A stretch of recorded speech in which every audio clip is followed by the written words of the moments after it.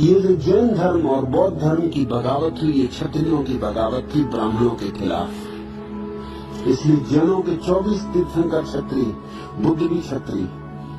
ये क्षत्रियों की बगावत है, ये क्षत्रियों के बर्दाश्त के बाहर हो गया।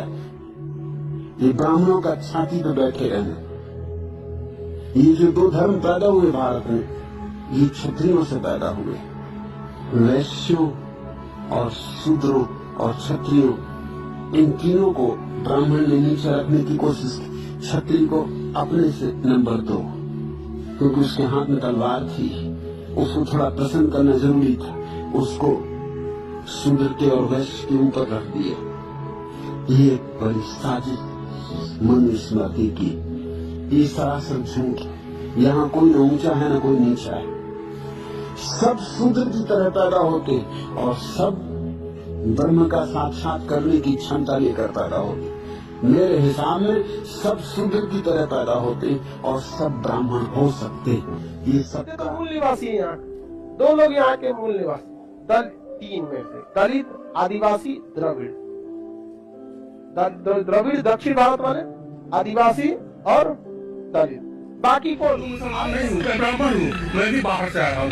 इस देश में अधिकतर लोग बाहर से आए हैं। इस चीज को लोगों को समझना।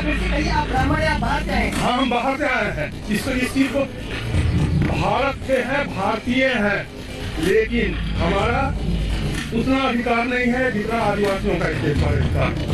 उनका पहला अधिकार है, हम उसके बाद आए हैं। इस चीज को हम अगर नहीं समझ रहे हैं तो हमारे मोदी जी को समझ आते हैं। तिलक का ये कहना था, तेली, तंबोली और कुंडवी, माली, ये जो अलग अलग जातियां हैं, इन जाति के लोगों को वोट देने का अधिकार क्यों चाहिए? इनको संसद में जाकर के हल चलाने हैं, इनको संसद में जाकर के बाल काटने हैं। नाई को क्यों होना चाहिए वोट देने का अधिकार? माली समाज के लोगों को क्यों होना चाहिए वोट देने का अधिकार? को संसद में जाकर फूल बेच रहे हैं।